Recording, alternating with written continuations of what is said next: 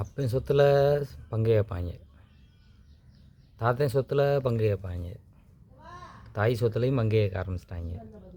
இதெல்லாம் கேட்குறாங்கல்ல. நம்ம தாத்தன் மாட்டை சம்பாரித்து வச்சது தான் சித்த மருத்துவம். ஏன் இதில் போய் வைத்தியம் பார்க்குறதுக்கு எல்லாம் பயப்படுறாங்க? ஏன்னே தெரியலை. கொரோனா வந்தோடனே பூரா செத்து போடுவேன்னு பயந்துக்கிட்டு இந்த கபசுர குடிநீரை குடித்தாங்க.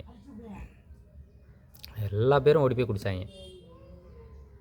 ஒரு நான் குடிக்கலைன்னு சொல்கிற அளவுக்கு யாருமே இல்லைன்ற அளவுக்கு ஓடி போய் குடித்தாங்க.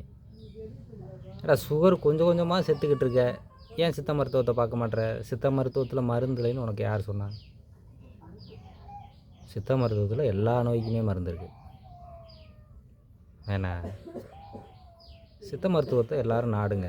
சித்த மருத்துவத்தில் எல்லாமே இருக்குது. அரசே நடத்துது. அரசு மாணவர்களை படிக்க வச்சு சித்த மருத்துவம் பார்க்க வைக்கிது. இன்றைக்கி சித்த மருத்துவத்துக்குன்னு அரசாங்கத்தில் இருக்கக்கூடிய மருத்துவமனைகளில் காத்தாடி போய் கிடக்கு. போங்க, அங்கே போய் வரிசையில் நில்லுங்க, சரியாகும். அங்கேயும் நல்லா வைத்தியம் பார்க்குறாங்க.